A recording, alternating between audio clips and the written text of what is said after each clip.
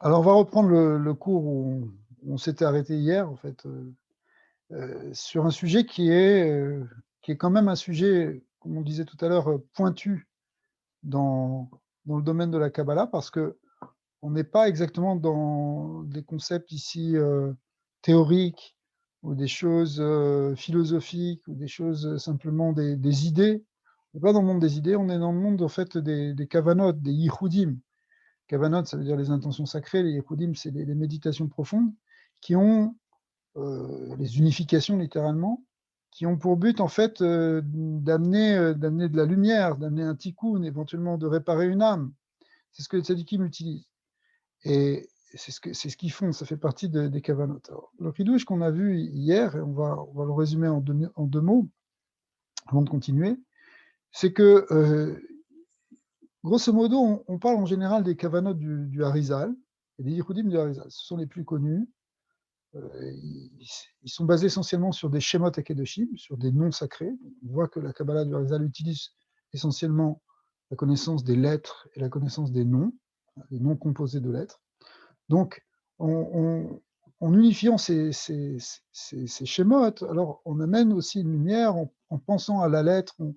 On peut imaginer la lettre comme un keli qui reçoit la lumière. Cette lumière va descendre et va réparer, va amener un shefa, va amener une bracha, va amener un tikkun.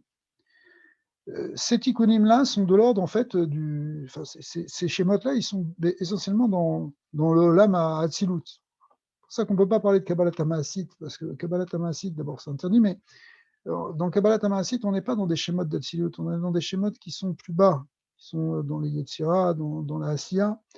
Et là-bas, il peut y avoir ce qu'on appelle une Achizata Klipa, c'est-à-dire que les forces négatives peuvent reprendre. Mais ici, dans Hatzilut, c'est un monde qui est Kulo Kadosh, c'est le monde de Dieu, c'est le monde des noms de Dieu. Donc on est dans quelque chose qui est de l'ordre vraiment de la Gdusha. Mais tout ça, ça correspond au Lama Hatzilut, qu'on appelle aussi le monde de Chochma dans les Séphirot. Et puis, il y a les Yehudim qu'on appelle aussi les Yehudim du Baal Shem Tov, qui sont basés sur, pas forcément sur des Shemot, pas forcément sur des Otiyot. En fait, ça touche un niveau plus haut parce que c'est en quelque sorte, c'est comme si dans les Yehudim du Baal Shem Tov, on dépasse même le Keli, on dépasse la lettre. On trouve l'essence divine directement ou à partir des lettres, mais on les dépasse, les lettres, pour trouver cette lumière divine.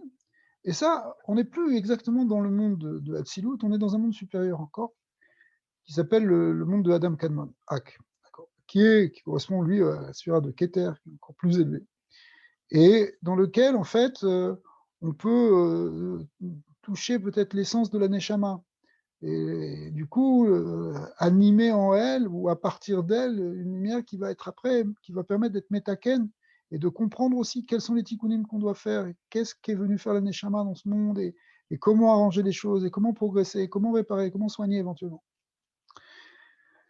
La chorma qui est utilisée dans la Kabbalah pour atteindre ce niveau, c'est une chorma que les Mekoubalim appellent chormat apirur.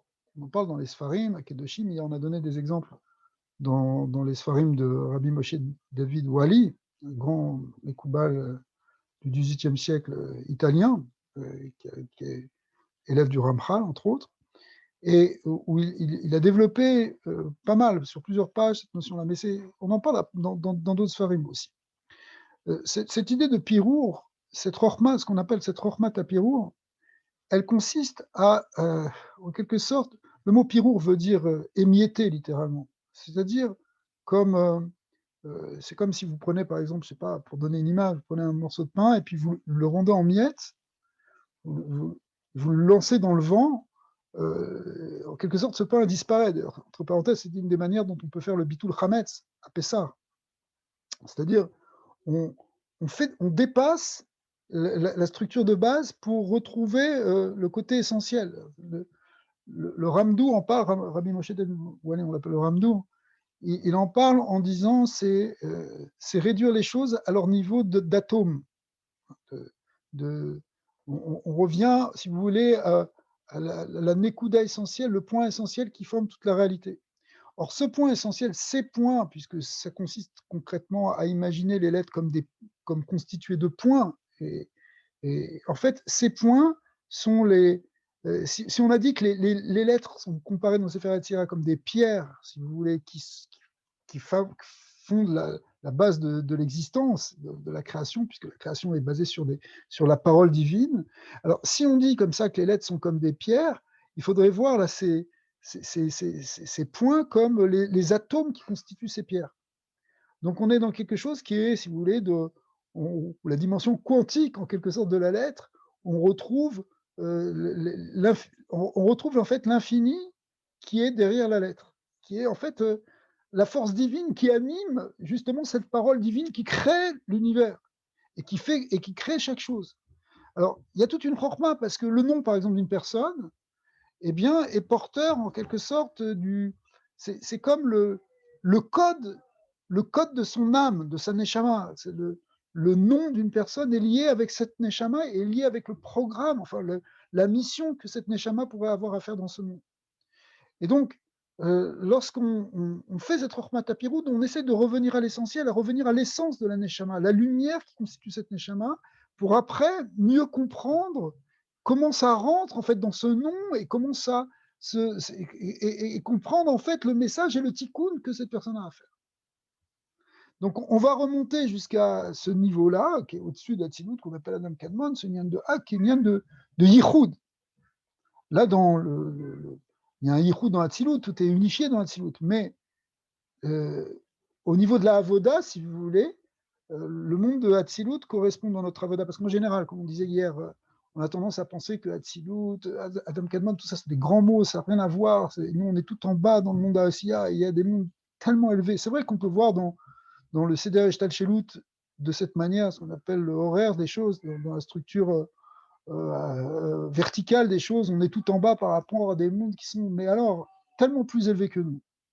D'un autre côté, il y a une autre vision qui s'appelle le Ovi, où on voit les choses d'une manière en coupe longitudinale, en quelque sorte, et on voit que tous ces plans-là sont aussi dans notre niveau d'existence. C'est-à-dire que on peut avoir accès au Olam Asiya, Yetzira, Bria, Yatzilut et même Adam Kadmon dans notre plan à nous. Et dans notre plan à nous, ça se traduit, par exemple, sous forme de avoda, c'est-à-dire c'est quoi le rapport à Dieu quand on est dans ce monde de Hatzilut ou quand on est dans ce monde de Hag, dans ce monde spirituel. Alors, dans le monde de Hatzilut, en fait, c'est tout le monde de la contemplation dont on parle depuis le début, c'est-à-dire cette lumière de Chokhmah. Chokhmah, c'est Hatzilut, encore une fois, je le répète, c'est Chokhmah, ça correspond à Hatzilut. Cette lumière de Chokhmah, qui est la lumière de la Chaya, cette âme supérieure qui est en nous, enfin, qui nous enveloppe, eh bien, en fait, c'est une avoda où on touche quelque chose de la lumière divine, on en a un oneg, le oneg c'est Chokhmah, on a ce plaisir de ressentir, de vivre avec la lumière divine. Mais le niveau d'Adam Kadmon, qui est au-dessus, qui donc correspond à Keter, qui est au-dessus, qui est plus profond, qui est plus essentiel, eh bien, ce niveau-là de Adam Kadmon, c'est plus une avoda de contemplation. Ouais, vous voyez, l'idée de contemplation, c'est peut-être un grand mot, mais tous ces versets qui, dans la Torah, nous parlent, en fait, quelque part de ça. Quand on dit Vayera, Vayar, le Chazon, on a vu toutes ces choses-là sur les visions, sur les rêves, tout ça, c'est de l'ordre de la vision, tout ça, c'est de l'ordre de Hatzilut. Mais dans le niveau plus profond de Adam Kadmon, c'est plus de la vision, c'est de l'unification. On fait un avec le divin. Il y a une fameuse discussion, est-ce que la Torah parle de Dvekut ou elle parle de Yichud? Quand on se dit fameuse discussion, parce que c'était une discussion que les gens se posaient, je me rappelle, il y a quelques dizaines d'années, il y avait beaucoup de gens qui réfléchissaient sur ça. C'est quoi la Torah? C'est quoi le modèle de la Torah? Est-ce que c'est une union avec Dieu? Est-ce que on colle à Dieu? En fait, ça dépend du niveau. C'est-à-dire, dans le plan d'Atsilut, c'est une Dvekut.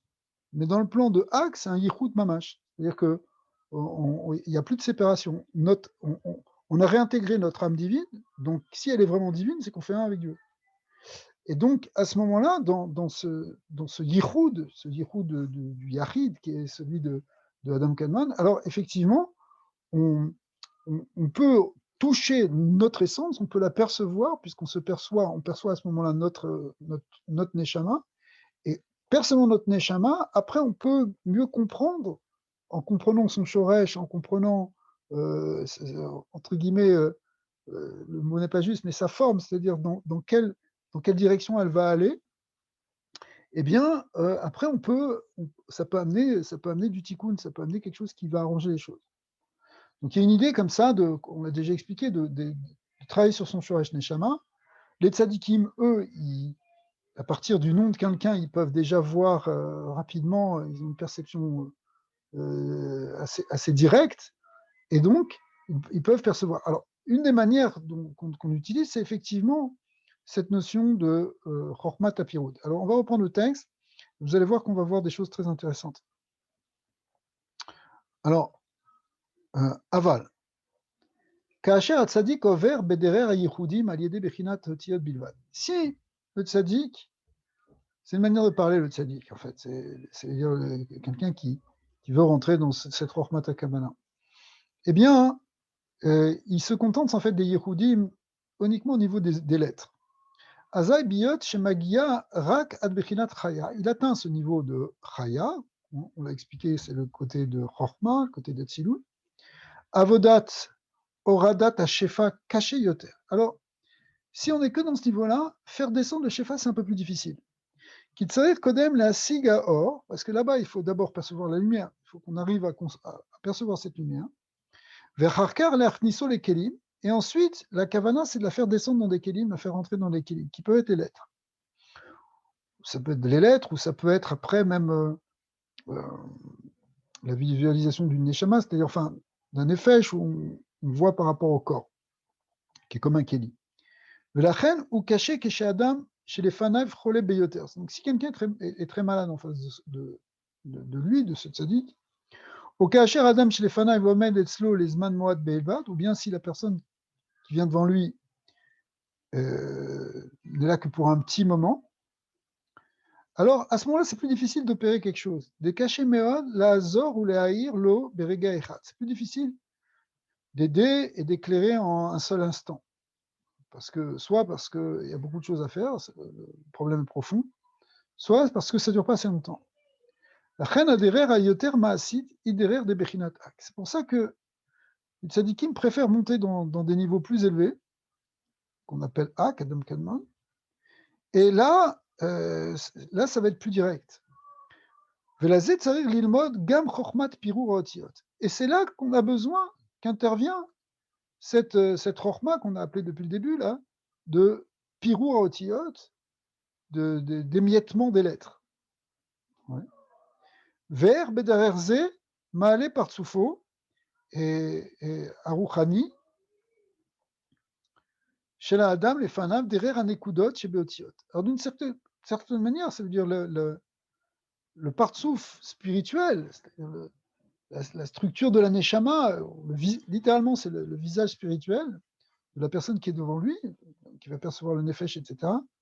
Derer anekudat chez beotiot, chez Mo, il va en avoir une asaga, une perception à un niveau très profond grâce à son nom, mais grâce aux points qui constituent les lettres de son nom.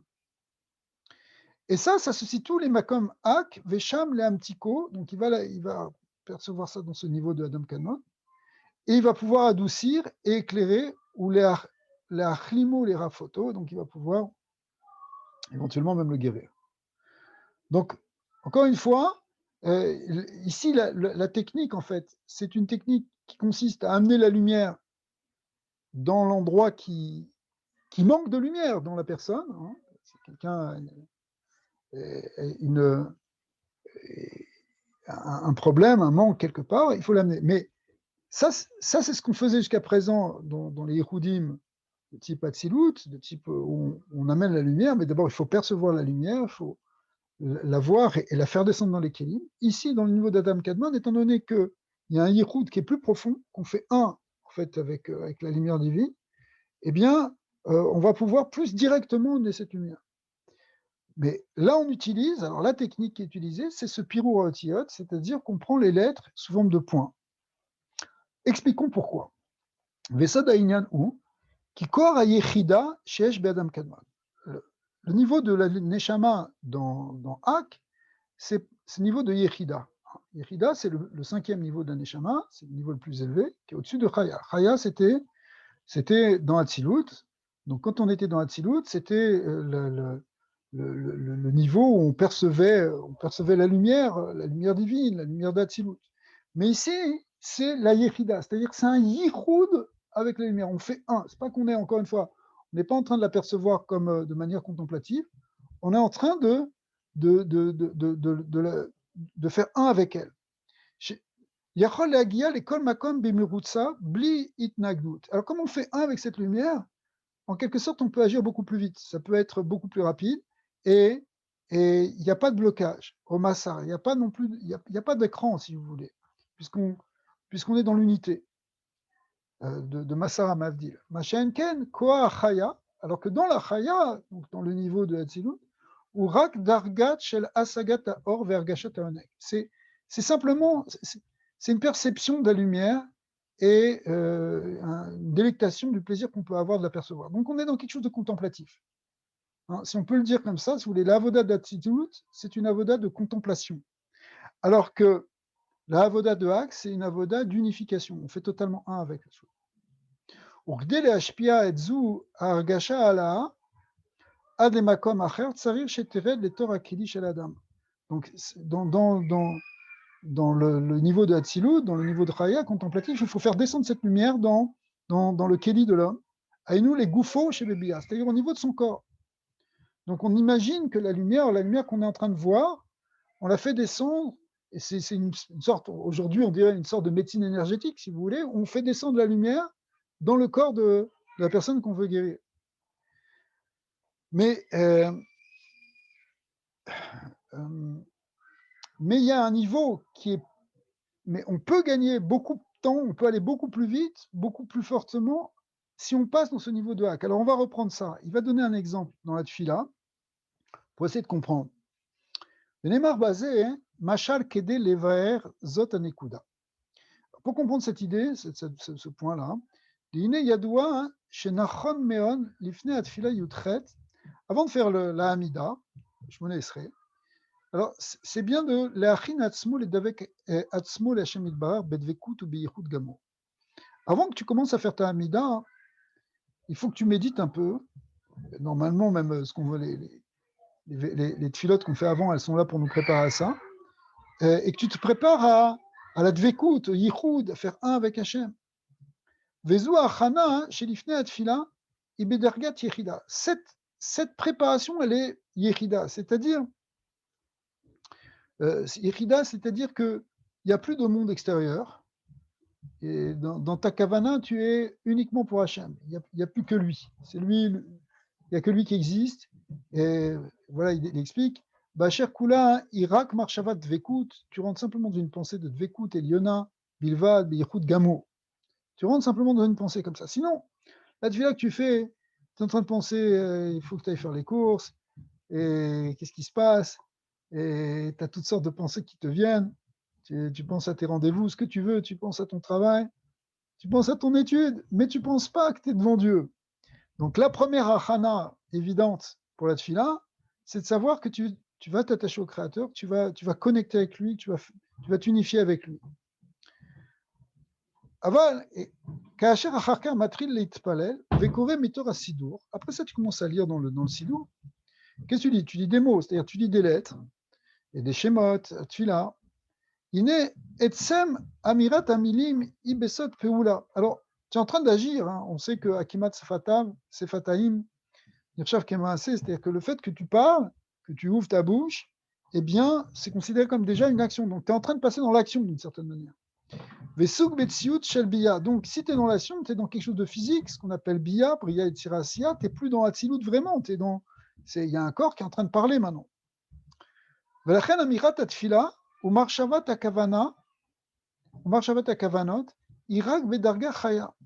Alors, du coup, ça fait en quelque sorte descendre et ça fait un peu descendre par rapport au niveau de la marshava et des kavanot. Parce que les marshavot et les kavanot, elles sont bebrinat chaya. Donc elles sont au-dessus de Bia. Bia, c'est Bria, Yitzira, Asiya. C'est le niveau du gouffre, c'est le niveau de ce qu'on est, si vous voulez, en tant que créature. Par contre, Raya, bah, c'est le niveau de la Gdusha, c'est le niveau d'Atsilut. Vekashem Meod, la Guia, les Darga, Yichida, Bisman, Amira. Du coup, on perd, si vous voulez, cette concentration qu'on avait au début. Au départ, avant de prier, tu te dis, il y a un Kachem, et tu pries dans ta tête, enfin, tu fais le vide dans ta tête pour ressentir le Yichud Hashem et que tu vas t'unir avec lui. Mais après, quand tu commences à parler, eh ben, c'est ton corps, en quelque sorte, qui reprend le dessus. Donc, c'est plus difficile. Si vous voulez, il y a un pari à faire dans la Amida qui n'est pas évident. Comment tu restes? Comment est-ce que tu peux rester dans la dvékout et dans l'union avec Hachem alors que tu es une créature qui est en train de lui parler maintenant? Aval kacher mechin atzmo beder anal. Mais si tu t'es bien préparé, si tu rentres dans la tfila avec une bonne concentration, ouais, chez Medavek atzmo l'Hachem beyichud gamour, tu rentres dans un grand yichud, lifne chez matril leitpalel, avant de commencer à prier. Nimsa chez matril leitpalel biyoto gvar bedarga yechida chez bechinat ak. Alors, tu rentres avec ce yichud, et si tu es dans un yichud complet, que tu comprends que tu fais rien que un avec Hachem, tu es dans une bechinat de ak, Adam Kadmon.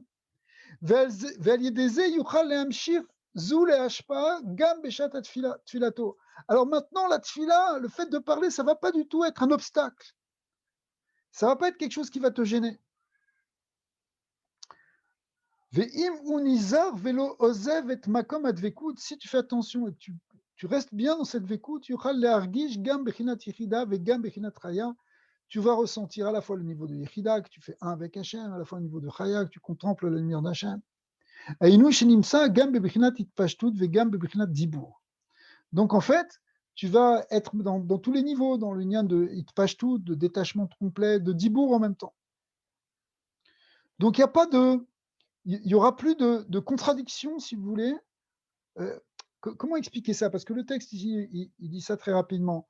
Mais en fait, si vous voulez, si vous essayez de regarder un peu comment ça fonctionne les kavanotes du Harizal, dans les kavanotes du Harizal,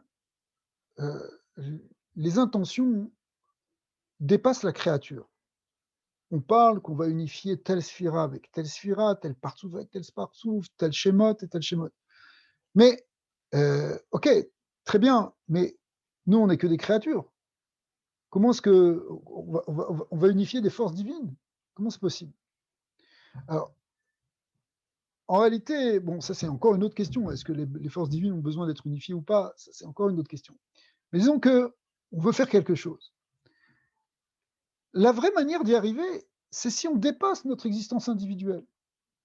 Si on cesse pendant un moment, parce qu'après on va redevenir un individu, mais au moins dans notre kavana, on ne se perçoit plus comme un individu, comme un moi-je, on a vu cette notion de bitoulayesh, mais qu'au contraire, on fasse complètement un avec le divin et que c'est à la limite, c'est Dieu qui parle à travers nous. On est une partie de tout ce je, cette fois-ci J-E-U, divin. D'accord, qui est en même temps le jeu divin. À ce moment-là, notre fila, elle prend tout son sens. Elle prend tout son sens, c'est-à-dire que c'est pas simplement un niveau un peu exotérique où on demande à Kadesh Baruch Hu, donne-moi si j'ai besoin de ça, etc. Ça va plus que ça. On fait une fila où on laisse à Kadesh Baruch Hu faire descendre sa lumière. On aide en quelque sorte à canaliser la lumière divine pour qu'elle se révèle dans le monde. Mais pour ça, il faut que nous-mêmes on fasse un avec cette lumière, que nous-mêmes on se soit unifiés avec le divin pour permettre, entre guillemets, d'agir par rapport à ce divin. Ouais. Alors, ça c'est la base en fait de ce genre de kavana. ולפיכך כדאי שאחרי שעוסק בעבודת פירור האותיות ומעלה הנקודות לבחינת אק, ואחר שמשפיע לנקודות מאור השביחידה, צריך לחזור ולחבר חזרה את האותיות. Alors, concrètement, maintenant on revient à cette idée, c'est-à-dire que on passe d'un plan à l'autre. On a les lettres, on les décompose, et puis après elles se reforment. Et elles ramènent le côté divin qu'on a découvert dans ces points qui les forment. D'accord.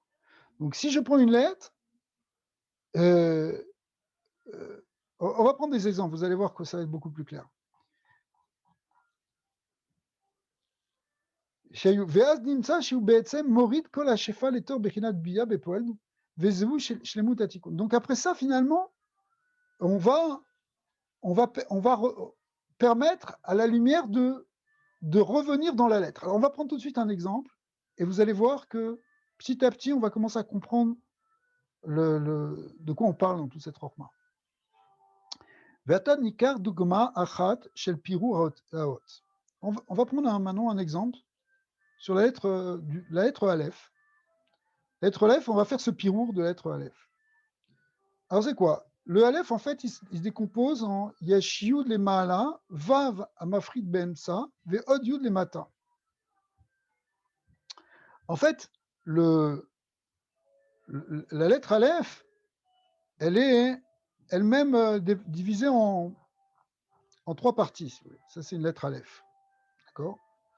Donc, la lettre Aleph, vous voyez ici, en haut à droite, un Yud, en bas à gauche aussi un Yud, symboliquement, et au milieu, un Vav. Ouais. Donc, qu'on peut symboliser aussi comme, en fait, un point, un trait oblique et un point. Mais en fait, des fois, on peut le symboliser même comme un point. Le trait n'est pas obligé d'être oblique. Donc, si vous voulez, ça, c'est encore un Aleph symboliquement. Le point au-dessus représente le monde d'en haut. Le point d'en dessous représente le monde d'en bas. C'est deux Yud, en fait. Et puis le Vav, bah, c'est l'écran, c'est la séparation.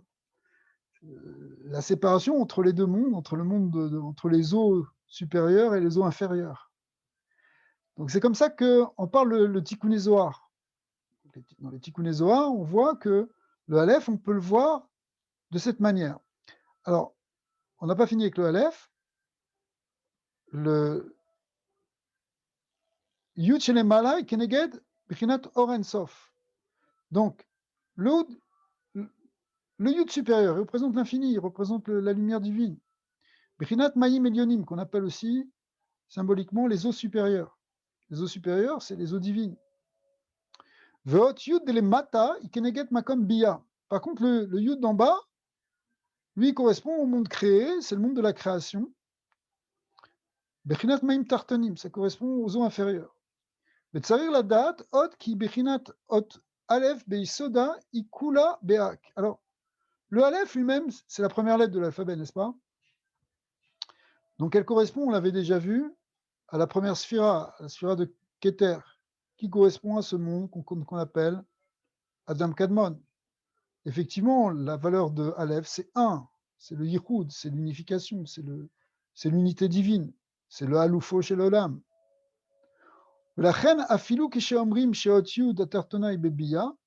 Donc même quand on dit que la lettre Yud, elle est dans Bia, eh bien, en fait, c'est Akavana Bia Be'erer Ak. En fait, c'est Bia de Adam Kadmon. Shi Bechinat Avodat Hashem Be'marshava. Ça correspond à une Avodat Hashem dans la Marshava. Donc, reprenons notre image du Aleph.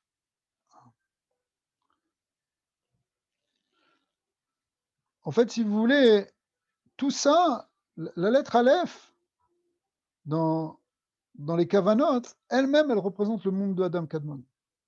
C'est pas pour rien que c'est la première lettre du mot Adam, d'ailleurs.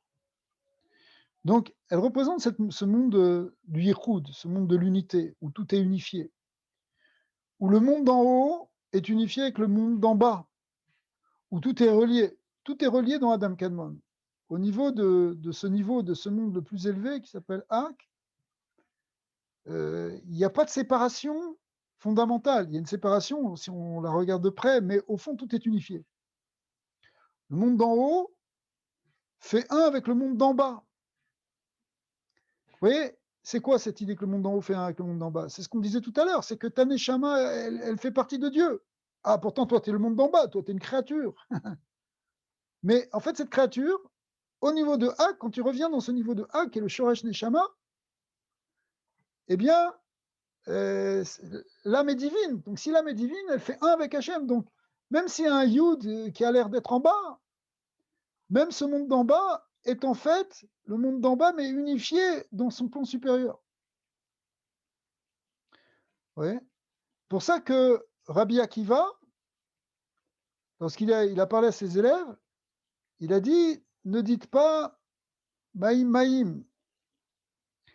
Velzé Amar Rabbi Akiva, la Gemara dans Chagiga raconte que Al Tomru Maïm Maïm, quand vous arriverez dans un endroit où il y a un Even Sheis Tahor, vous allez voir des pierres de marbre pures.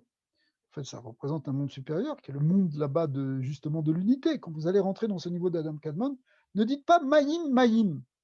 Mazé Maïm Maïm. Ne répétez pas deux fois le mot Maïm, parce que les deux Maïm, les deux eaux, l'eau supérieure et l'eau inférieure de la création, sont unifiées.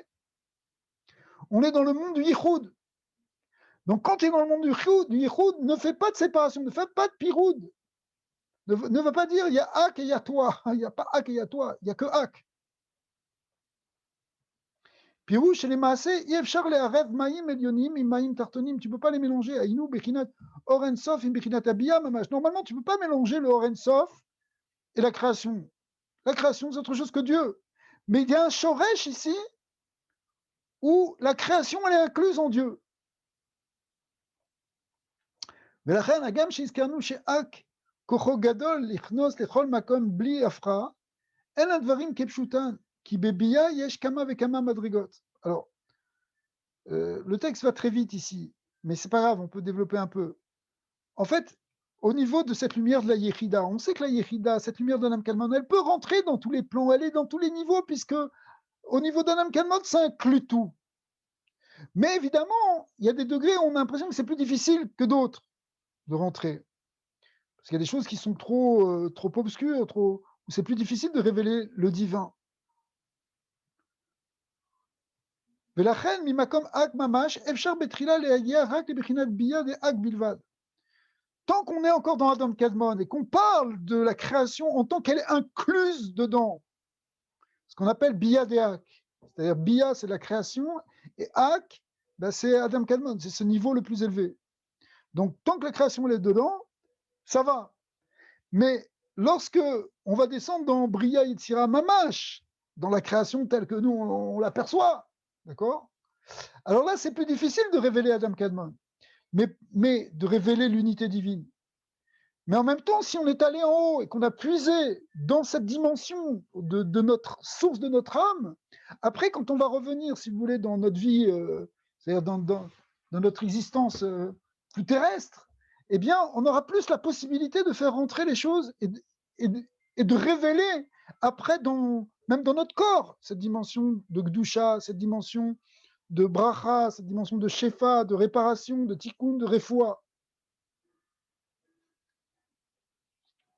Alors, en fait, on va reprendre les lettres de notre nom.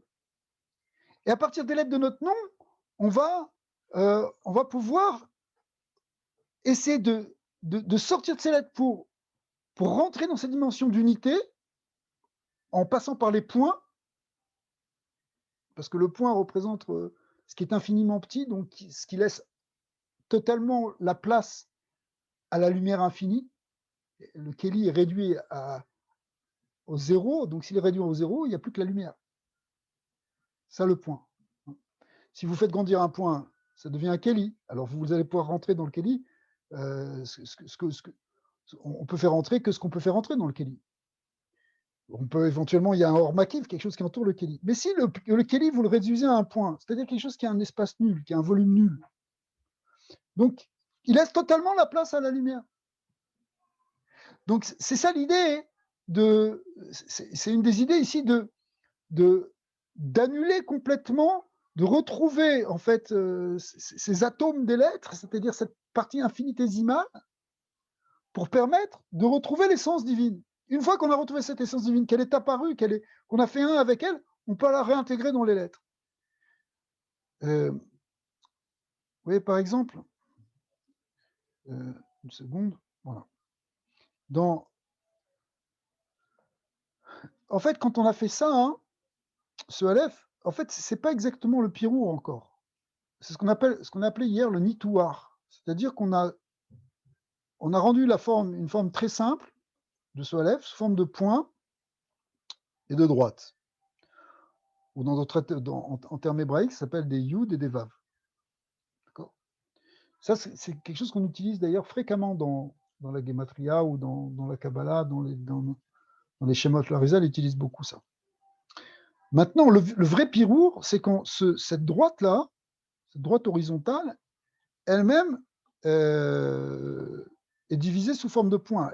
Elle s'efface pour laisser place à sa structure la plus élémentaire, qui sont les points. À ce moment-là, le Aleph, vu comme un pirour, on le représente par 5 points. Ce qui est d'ailleurs intéressant, parce que ces 5 points, ils sont un peu, si vous voulez, c'est le symbole de la quintessence. C'est quoi la quintessence? En fait, c'est qu'il y a 4 yesodot, hein, on a déjà parlé de ça, par exemple dans les fondements de la terre, on parle de l'eau, du feu, de l'air et de la terre, hein, les 4 éléments. Puis il y a l'éther primordial, il y a l'essence primaire qui maintient tout, le yesod Hamishi, 5e yesod, qui est représenté ici par ce point central. Donc effectivement, si vous voulez, c'est intéressant que la lettre Aleph, qui vaut 1, qui est l'unité, ici, elle est faite de 5 points, mais le point central, en quelque sorte, il représente l'essence unique. C'est l'unité qui va donner toutes les forces après aux autres yesodot. Si vous voulez, le Aleph, il représente l'unité divine qui fait tout exister.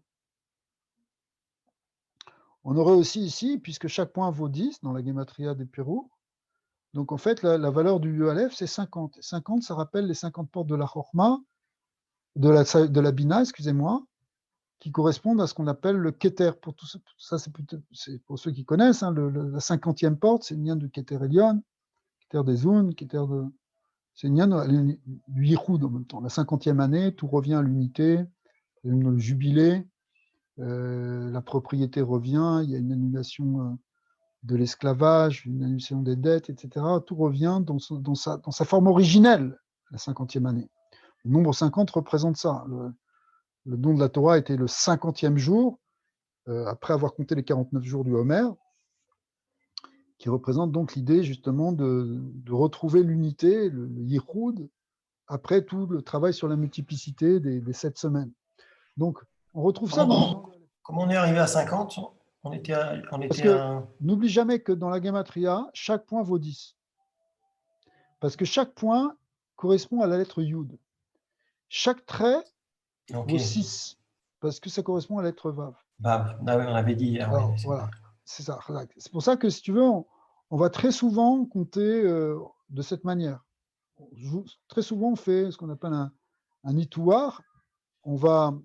Donc, on reprend le Aleph, c'est vraiment la base pour après calculer pour tout le reste. Quoi. Alors, parce que là, on sait que c'est 26 Aleph, c'est le Vav et les deux Yud. Voilà, là, ici, tu vois, on utilise le Aleph, là, il vaut 26. C'est le modèle pour les autres. Voilà, c'est ça. Le Aleph, il vaut 1. Mais si tu le décomposes en 3 lettres, c'est un itouar, en Yud, Yud et Vav, eh bien, maintenant, il fait 26. Mais si tu vas jusqu'au bout du pirour, en fait, il devient 50. Qui représente, mais le nombre 50 est lié avec la lettre Aleph, puisque c'est une notion de Keter aussi. D'accord? On va donner un autre exemple, après on va revenir sur le Aleph. C'est un autre exemple que j'ai réservé un peu pour toi, Nissim, justement. Merci. Bah oui. La lettre Samer. Est-ce que vous voyez? Est-ce que ça passe là dans le partage? Vous voyez la lettre Samer là? Qu'est-ce que vous voyez?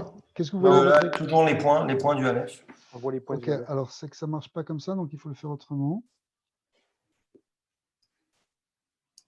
Voilà. Là, vous le voyez? Oui. Vous voyez un Samer? Ouais. On le voit bien, oui. Ouais, ok, vous voyez bien. Ok, super. Alors, la lettre Samer, pourquoi la lettre Samer? Parce qu'hier, on avait parlé de ça hier avec Nissim, puisque dans Nissim, il y a le Samer. Le Samer, c'est le sommaire. Le sommaire, c'est quoi? C'est celui qui soutient, c'est le pilier. Somer Noflim. Voilà, Somer l'école à Noflim, Chazak. Et justement, par exemple, dans Ashrei, on ne dit pas la lettre Nun, on ne dit pas. Le psaume de Ashrei, il suit de Tehillah et David, il suit en fait tout le Aleph Bet. Mais à un moment, il saute la lettre Nun, mais la lettre Nun, elle est réintégrée dans le Passouk du Samer, qui est la lettre qui suit juste après le Nun, et on a collé le Nun, qui veut dire la Néphila, la chute, donc l'écroulement, on l'a compensé par la force de soutien, qui est force du Samer. Donc, dans le mot Nes, qui fait d'ailleurs le mot de Nissim, dans le mot Nes, en fait, tu as les deux lettres, le Nun et le Samer, qui sont juxtaposés.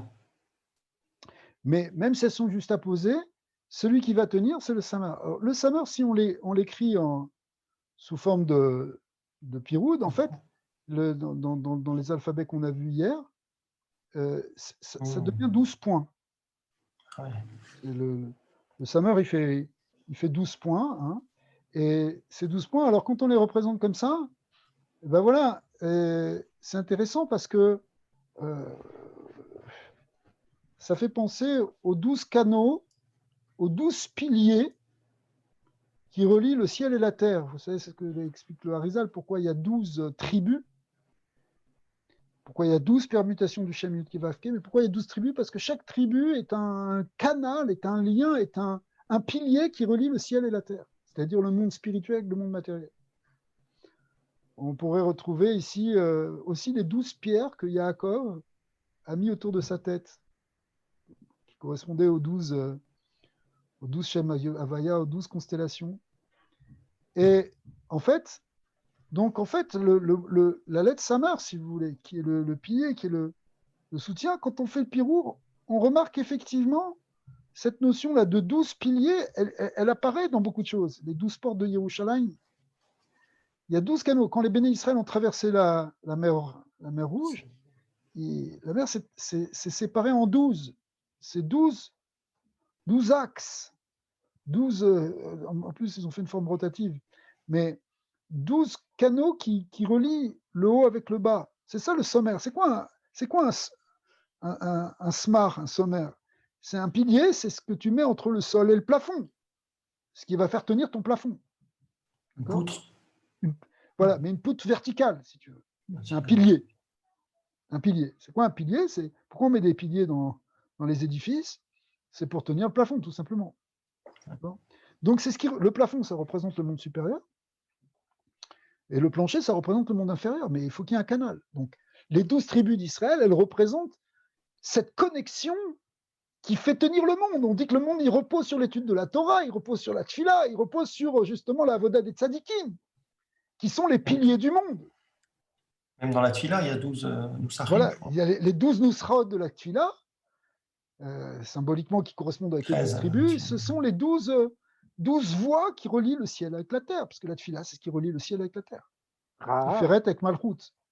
Ce qu'on appelle dans Sefer Yetzirah aussi les 12 lettres simples, là, qui sont aussi qui permettent de connecter justement Tiferet et Malchut, c'est-à-dire le ciel avec la terre. Alors, maintenant, quand on regarde ces 12 points, en fait, les points, ça y est, on a émietté la lettre. La lettre qui était solide, là, on la dissout dans le vent. Et si on la dissout dans le vent, qu'est-ce qui reste? Il reste la lumière divine, il reste une énergie divine. Mais cette énergie divine, c'est l'énergie divine qui est contenue dans cette symbolique, c'est-à-dire cette force de soutien, cette force c'est ce qui va nous maintenir, ce qui va nous donner justement, ce qui va nous empêcher de chuter, ce qui va freiner notre tendance à la néphila, parce que on a tendance à se décourager, on a tendance à se déprimer. Ça, c'est la néphila. Mais si on prend cette énergie, si on l'amène maintenant, si on retrouve cette force-là, cette force divine, et là, on retrouve, si bon, en dessinant les choses comme ça, on revient à l'essence même des lettres, c'est-à-dire à l'essence même de l'existence, puisque le mot, c'est l'existence. Du moins, d'un point de vue kabbalistique, quand on voit l'existence comme reposant sur la parole divine. Ouais. Sauf que la parole divine, c'est quelque chose qui est de l'ordre de l'extérieur. Alors qu'ici, on rentre dans le monde du silence, en fait. Le monde d'Adam Kadmon, c'est un monde de silence. Le monde d'Atsilut, c'est un monde de Dibour. C'est de là que sort déjà, le Dibour. Atsilut, c'est Dibour. Et oui, parce que la parole de Dieu, elle sort de Malchut parce que la parole. Et c'est elle qui crée Bria et Sirasia. Ouais. Mais ici, on revient dans l'Yichud. Donc il y a une kavana, en fait. C'est quoi cette Chokhmat Apirur? C'est une kavana, après on peut la complexifier un peu comme ça, mais c'est une kavana où on essaie de dépasser en fait le Keli, de dépasser le mot, de dépasser les idées pour retrouver le Hémet, pour retrouver l'essence divine. Et une fois qu'on a pris cette force-là, après on va la ramener, on va revenir en quelque sorte de cet éclatement, au sens positif du terme, vers la lettre. On va revenir vers le Keli. Et on va essayer de faire revenir dedans. Alors, si quelqu'un il a atteint un certain niveau, il va unifier à la fois, il va avoir une perception de ses lettres et de ses mots, mais en même temps, il va pouvoir attacher ça avec la neshama de la personne. Ou avec ta propre neshama, si tu médites là-dessus. C'est-à-dire que si tu te mets en contact avec ton intériorité, tu peux, grâce à cela, comprendre qu'est-ce qui manque, qu'est-ce qui ne va pas, où est-ce qu'il faut que tu répares. Pourquoi, par exemple, la bouche peut se bloquer? Ouais. Il y a une espèce d'écoute intérieure, on pourrait dire, pour essayer de percevoir à l'intérieur, c'est quoi ce Samer en moi? Qu'est-ce qu'il me dit, ce Samer? Qu'est-ce qu'il vient m'enseigner? On est vraiment dans une chorma de type, entre guillemets, Roi Kodesh, où on perçoit quelque chose. On veut percevoir, on veut se percevoir à l'intérieur pour pouvoir se réparer. D'accord? Ça peut être sur soi, ou ça peut être sur quelqu'un d'autre. Donc, quand tu réfléchis sur ton nom, tu t'habitues à ça, tu t'habitues à méditer sur ces lettres, à revenir sur l'essentiel de ces lettres. Après, tu peux essayer de le ramener et de le faire descendre justement dans là où il y a un manque, là où il y a une fermeture, là où il y a un blocage du Shefa. En fait, quand il y a un problème dans le corps, c'est parce que la lumière ne passe pas complètement. S'il y avait une bonne circulation de la lumière, aujourd'hui on dirait une bonne circulation de l'énergie, alors à un niveau très concret, c'est dû au stress, c'est dû aux peurs, c'est dû aux croyances qu'on a sur nous-mêmes, etc. Mais en fait, l'idée ici, c'est d'aller chercher dans la source de la Neshama la solution. Alors je sais pas, maintenant, moi je sais que ça m'a aidé sur certaines choses, de réfléchir sur mon nom, par exemple sur le nom Daniel, et rentrer dans d'une manière ou d'une autre. Là, c'est un exemple en fait, cette idée-là. Mais en fait, on arrive à se comprendre et à se sentir vraiment au fond de soi. Ouais. Une méditation des lettres ou alors de ce qu'on que pourrait être dans un niveau plus subtil. Quand tu vas voir un tzaddik, bon, les tzaddikim, ils savent faire ça, non, qu'est-ce qu'on est? Mais quand tu vas voir un tzaddik et qui te demande ton nom, il écrit ton nom sur un papier, il ferme les yeux et il te dit voilà ce que tu dois faire et voilà un petit coup pour toi, tu devrais rajouter dans tel mitzvah, rajouter tel tikkun où il va te donner quelque chose, une bracha, etc. Okay. En fait, il n'a pas que réfléchi sur ton nom. Il a réfléchi sur ton nom en tant qu'il est ton nom à toi. C'est-à-dire, il a connecté avec ta neshama à travers ton nom. Tu comprends? Parce que c'est ça tout le lien de la méditation sur les lettres, c'est-à-dire comment connecter à travers les lettres, à travers les noms. Les noms, encore une fois, ce sont des compositions de lettres. Comment connecter avec un être, avec une neshama, et ressentir cette neshama. Donc, si toi, tu fais ce travail sur toi-même, parce que tu peux le faire aussi. Ça marche sur nous-mêmes? Mais oui, bien sûr que ça marche sur nous-mêmes. En premier, je dirais. Ah, en premier, ça marche. J'ai fait quelques tests des fois sur la famille, mais sur moi, je n'ai pas réussi. Parce qu'il n'y a pas plus proche que nous de nous-mêmes. Donc, si on arrive en fait, ce qu'il y a, c'est qu'il faut essayer de ressentir notre être, ressentir notre neshama. Et je veux dire, bon, dans les techniques plus modernes de médecine alternative, par exemple, tu peux essayer de te demander qu'est-ce que ton corps te dit. C'est quoi le message qu'il t'envoie à travers ce problème de telle ou telle partie du corps. Okay. Rabbi Nachman aussi, déjà, il explique que tu peux parler avec ton corps. Tu peux parler avec ta main. Ta main, elle te parle. Alors, fais attention, bien sûr, il ne faut pas tomber dans une espèce de folie, une forme un peu idolâtre des choses.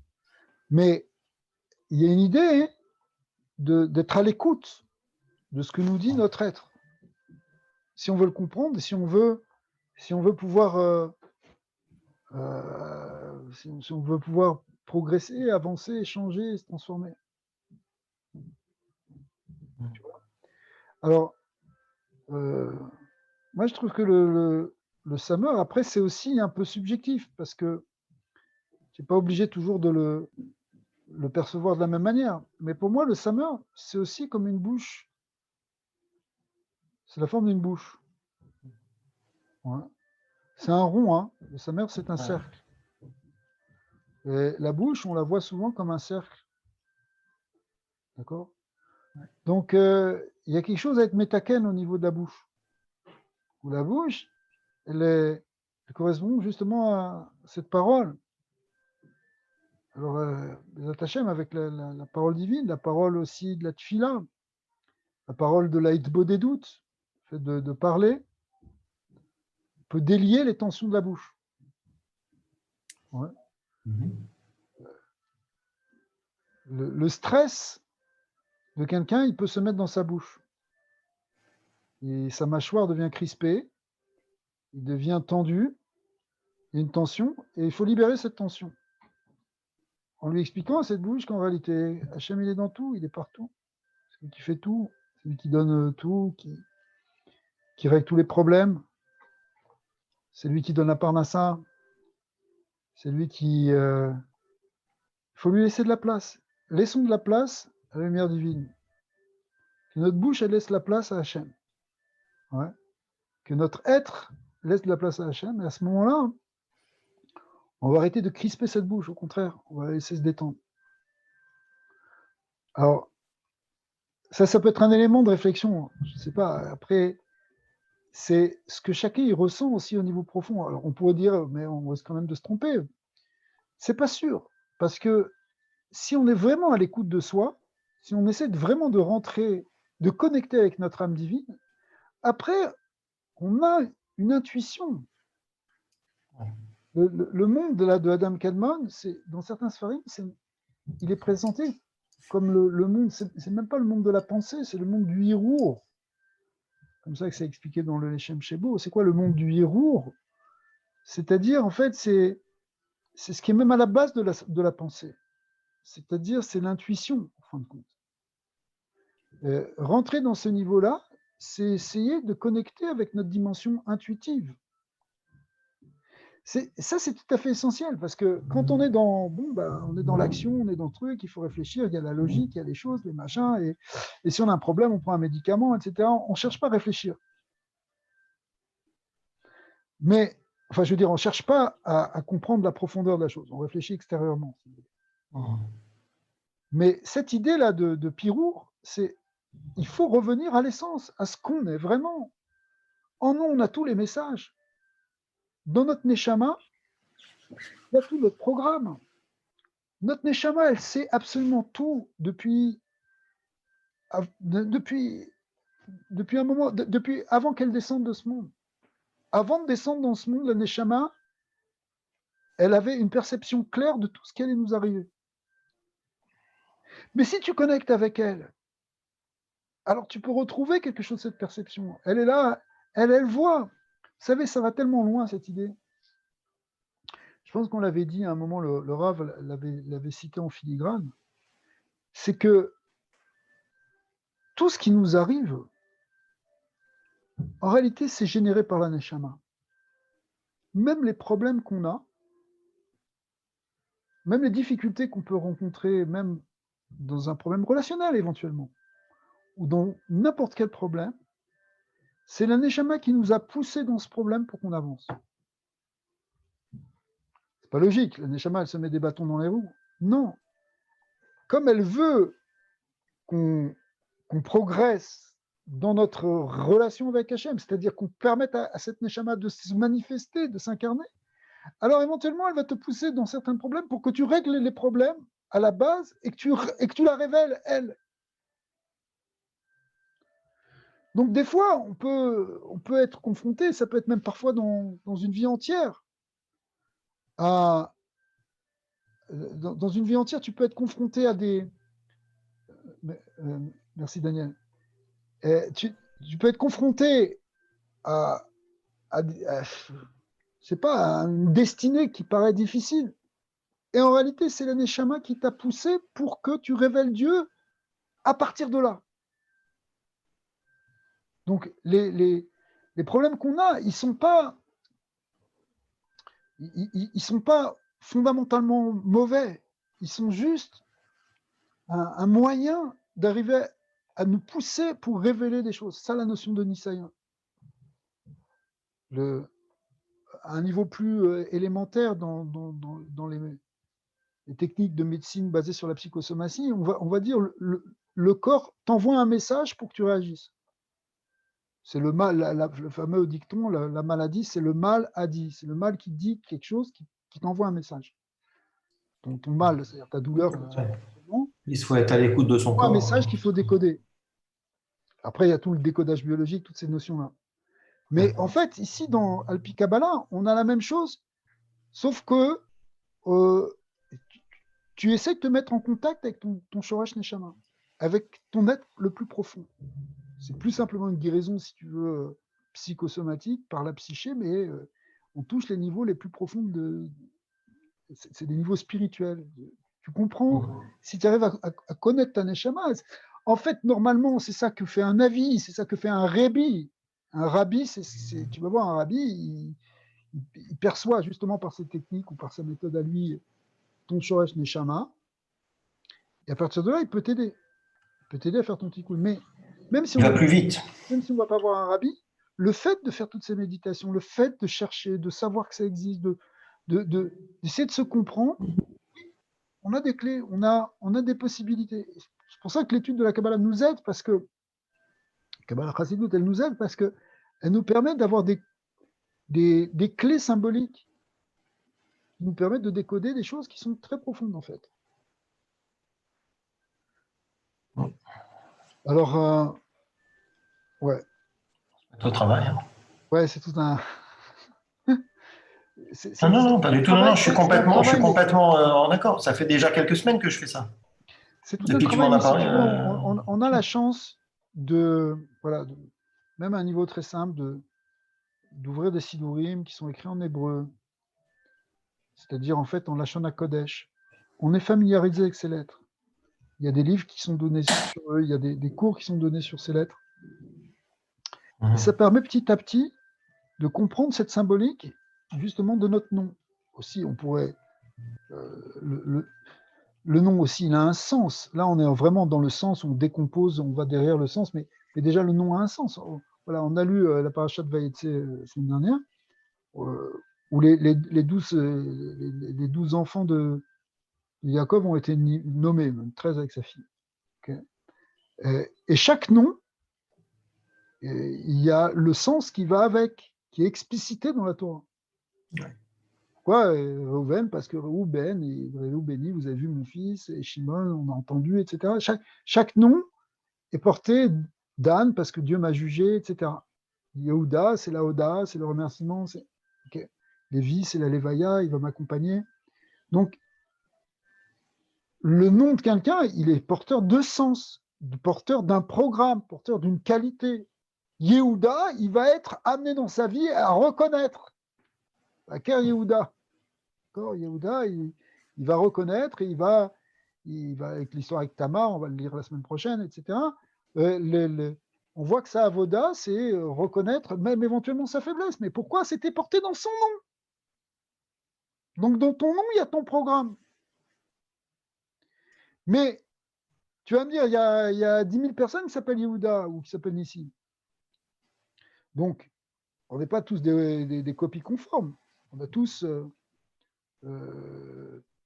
on a tous une dimension qui est propre et spécifique. Donc, il faut être aussi à l'écoute de soi profondément. Oui, monsieur Zéclin, vous avez raison, même les plantes aussi, c'est lié, le nom des plantes, il est lié avec leur vertu thérapeutique. Dans le nom, il y a la mission.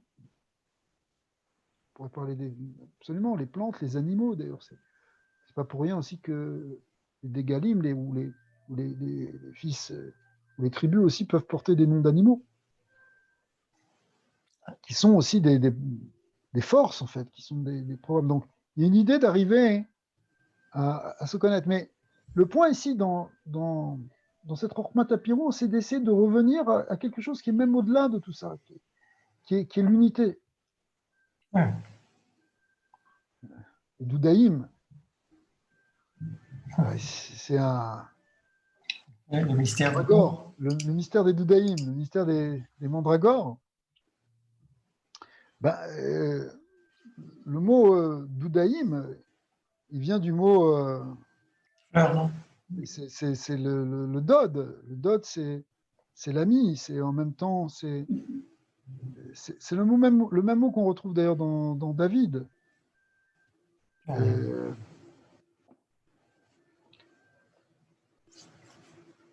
Le Dod aussi, c'est la poitrine, c'est le sein maternel. D'accord, c'est ce qui est justement l'idée de dvekut. Et le mot yedid en hébreu veut dire ami. C'est le lien, c'est la connexion. Ouais. C'est pour ça que ces deux daïms-là, ils permettaient cette connexion justement entre le masculin et le féminin. C'est ce qui peut, c'est en sens là qu'ils amènent une fertilité. Ouais. Donc ils portent une fertilité parce que déjà dans leur nom, il y a cette notion de connexion, de lien, de chibour. Le Mashiach, qui s'appelle aussi le Ben David, s'appelle David, c'est la même racine que les Doudaïm. Eh bien, le Mashiach, c'est celui qui va faire l'unité, l'unification des hommes entre eux et l'unification des hommes avec Dieu, qui amène le shalom. Shalom ba Israël, shalom ba Goyim, et shalom ima Hashem, c'est shalom des moments, c'est shalom alenu.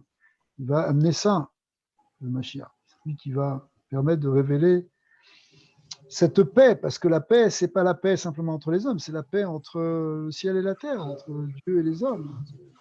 Entre l'âme et le corps. Perdu, hein? Entre l'âme et le corps. Entre l'âme et le corps, bien sûr, absolument. Entre l'homme et la femme, entre le masculin et le féminin, entre les eaux d'en haut et les eaux d'en bas. Ok, Bezat Hashem. On va. Merci beaucoup à vous. Avec plaisir. Bezat Hashem, Atzlacha. On va se reparler ici, Bezat Hashem. Merci beaucoup. Ouais, si tu peux en même temps. Moi, je vais faire ce que je peux, si tu peux aussi faire.